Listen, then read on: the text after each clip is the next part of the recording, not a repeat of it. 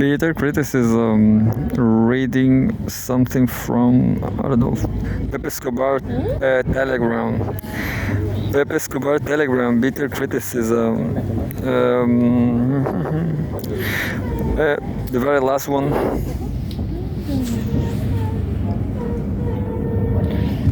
This is a post from Multipolar Market. Geographics. The trade war between the EU and China has begun. What? All French and Italian luxury brands are suffering in China. What? I don't remember. I don't remember what happened, but I will read it again. The trade war between the EU and China has begun. I read something about this, but I don't remember now. Shares of French companies carrying Gucci, Yves Saint Laurent, Balenciaga, and LVMH, Louis Vuitton, Bulgari, Dior, Fendi, Givenchy, Guerlain, Kenzo, Tiffany, Moet, Voive, Cliquot, Dom Perignon, Sephora. I don't know all these brands, I don't care about nothing of this. Are plunging due to the introduction of new customs duties by China. I don't remember, but yeah, the trade war between the EU and China has begun. Alcohol from the EU is now facing a new customs tariff of 39%. I remember that Trump says the same thing about the US. There's a tariff war between EU and China, between the US and China. This is China's response to the new tariffs imposed by the EU on the sale of Chinese electric vehicles. And well, that's it. That's a very short one. And Pepe Escobar Telegram. A lot of YouTube.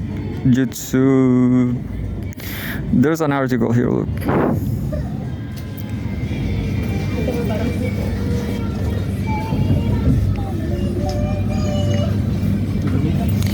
I hope it's not too long.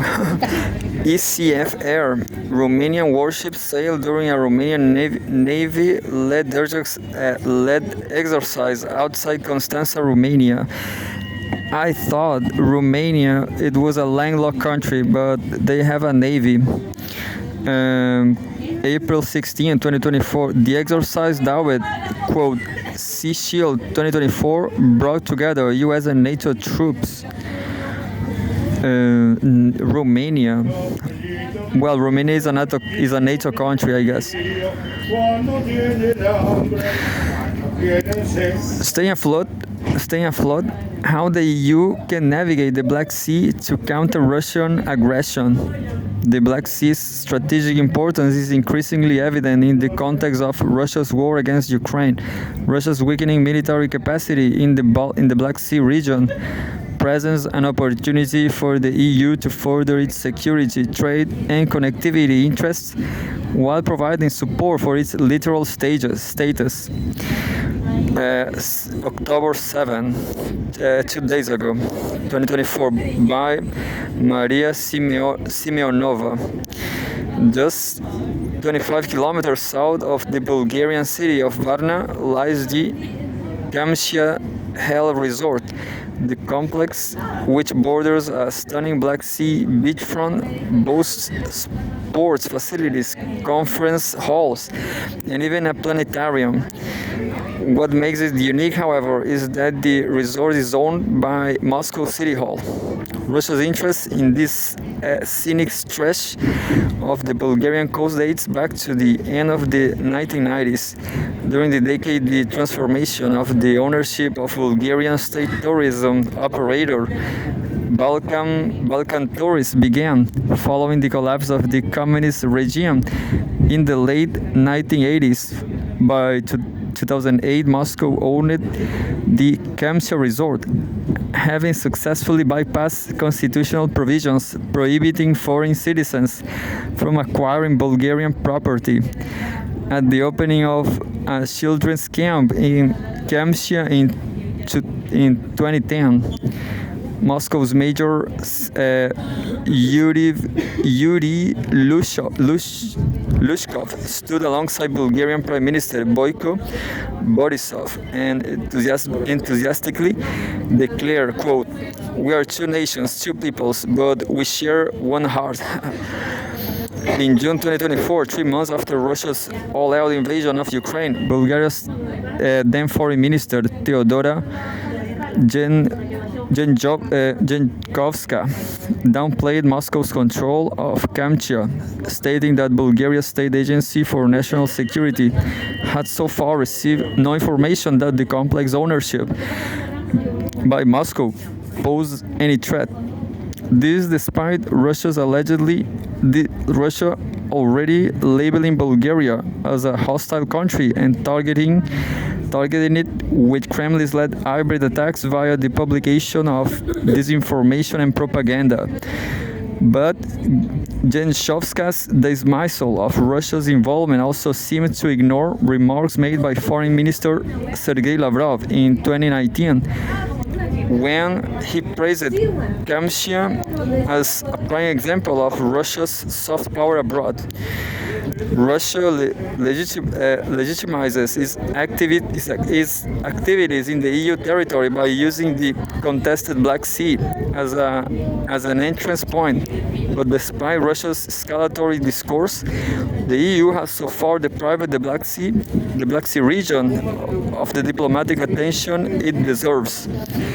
Russia's transmission of messages laced with communist-era rhetoric across European Union member states might have been the apex of the country's complex political and economic relationship. But it also demonstrates how Russia legitimizes its activities in EU territory by using the contested Black Sea as an entrance point. Despite Russia's escalatory discourse, however, the EU has so far deprived the wider Black Sea region of the diplomatic attention it deserves. After Russia's invasion of Georgia in 2008, the region became a daunting crossroad of geopolitical interests, whose complexities provide European policymakers with justification for inaction.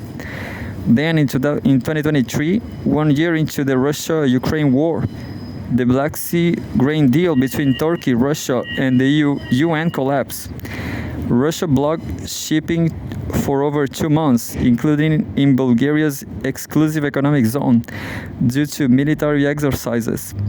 Only when NATO suggests that Moscow's actions could be treated as a escalatory risk did Russia pull out its training activities. In March 2024, a concentrated effort by Ukrainian military and naval forces against Russia's Black Sea Fleet saw the UK Defense Ministry declare it as a functionally inactive.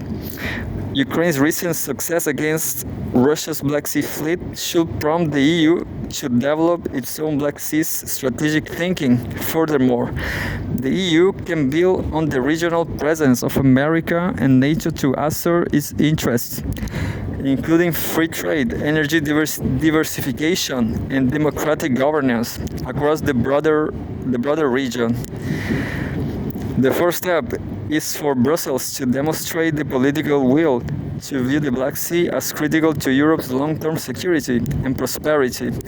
This is crucial since Ukraine's success in the Black Sea humiliated Russia, making it more likely that Russia will push strongly for disruptive tactics such as regional disinformation campaigns, maritime blockades, and attacks on civilian vessels carrying Ukrainian grain. And while the EU's Black Sea Synergy is a comprehensive regional initiative to encourage cooperation between its littoral states, it lacks the necessary political muscle to address growing security concerns and adapt to ongoing geopolitical shifts driven by the war in Ukraine. The backing of major EU member states such as France as a nuclear power will therefore be crucial in strengthening EU security policy towards the Black Sea. And that's it. This is a huge article. It's an article for teacher Lejan in Brazil. He says he reads all the huge articles in the world.